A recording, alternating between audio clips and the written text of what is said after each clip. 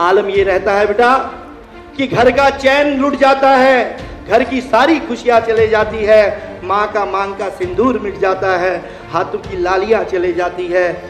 दादा दादी के बुढ़ापे की लाठी टूट जाती है, बुढ़ापे की दवाई चले जाती है, छोटी छोटी बेटियों की चोटियाँ चले जाती है, भाई की पढ़ाई, बहन की राखी चले जाती है। एक ऐसा विस्फोट होता है बेटा, चाहे वो पुलवामा का ही क्यों ना हो,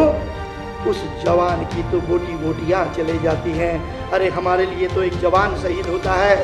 हमारे लिए तो केवल एक जवान शहीद होता है, लेकिन किसी के घर की तो रोटियां चले जाती है, किसी के घर की तो रोशनी चले जाती है। अगर हम उनके भावों का भी सम्मान नहीं कर सके तो आप जीवन में कभी आगे नहीं बढ़ पाओगे। अगर आप उस माँ का भी सम्मान नहीं कर पाए तो आप कभी राष्ट्र का निर्माण नहीं कर पाओगे। मैं अपने भैया बहनों से कहना चाहता हूँ कि जो माँ इस समय विद्यालय में हमको भेजने से पहले हमारे लिए नाश्ता बनाती है, वो बड़े संकट में रहती है। कई बार हमारे अभिभावक भी नशा करते हैं, पिताजी करते हैं या घर के बड़े सदस्य करते हैं, वो माँ उनकी प्रताड़ना भी सहन करती है, लेकिन वो माँ फिर भी जीवन जिंदा रहती है कि उसकी बेटी पढ़ सके, उसका बेटा आगे बढ़ सके। वो अपने बेटे बेटी को अपने बुढ़ापे की सहारा बनाना चाहते हैं, वो खुद बीमार रहती है, लेकिन अपने बच्चों की मनोकामनाओं को पूर्ण करने के लिए, उनकी दीर्घायु के लिए, उनकी अच्छी पढ़ाई के लिए अपना सर्वोच्च बलिदान कर देती है बेटा। तो भारत माँ की जहाँ हम बात करते हैं, अगर हम अपने माँ बाप की भावनाएं भी नहीं समझ पाए तो आप देश का निर्माण नहीं कर पाएंगे। लेकिन केवल इतना भी अगर हम समझ लें, केवल इस बात को भी हम समझ लें कि जिस समय विद्यालय में हम आए हैं उस समय हमारी माँ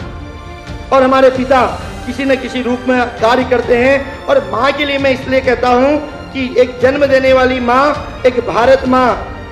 ये दो माँ ऐसी होती हैं बेटा जो अपनी औलाद के लिए सर्वोच्च बलिदान देती है। अगर हम उस माँ की भावनाओं का भी सम्मान नहीं करते तो हम कभी किसी का मान नहीं रख सकते बेटा। कम से कम हम उन बातों को याद रखें, हम केवल उन बातों को याद रखें कि जब माँ विद्यालय को भेजती है, और कभी बार आपने देखा है, कई बार आपने घर में देखा होगा कि मेहमान आते हैं, अच्छा अच्छा पकवान बनता है, माँ हमको भी खिलाती है, मेहमानों को भी खिलाती है, लेकिन उसी समय आपने देखा होगा कई बार जब हम भोजन करके सोने चले जाते हैं तो स्थिति ये रहती है कि जिस कढ़ाई में माँ ने सब्जी रखी थी, जिस कढ़ाई में माँ ने पकवान रखा था, वो खत्म हो जाती है। माँ साड़ी के पल्लू से उस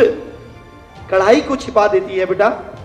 वो भूखे प्यासे रह के अपनी औलाद को महसूस नहीं होने देती कि वो माँ आज भूखी है, लेकिन फिर एक ऊर्जा के साथ अपने बच्चों को आगे पढ़ाने के लिए सुबह भेजती है। वो खुद भूखे प्यासे रह के भी आपके सभी मनोकामनाओं को पूर्ण करती है। लेकिन वही बच्चा जब 15, 16, 17, 18 साल का होता है, वही बच्चा यहाँ छठी से लेके 12वीं में पढ़ने के लिए आता है, वही बच्चा गलत संगत के कारण अपने माँ बाप को धोखा देता है। वही बच्चा जब नशे के आगोश में, जहाँ नशे के आतंक को बढ़ावा देता है, वही बच्चा जब बड़े होके उस माँ बाप के ऊपर हथियार उठाता है, वही बच्चा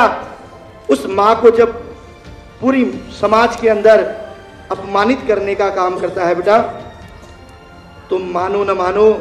आप अपने माँ बाप के कातिल बन जाते हो। जो माँ 100 साल जीने वाली थी उसको अल्प आयु में दुनिया छोड़ने के लिए मजबूर कर जाते हो। अरे देश की रक्षा करना तो दूर की बात, डॉक्टर इंजीनियर बनना तो दूर की बात,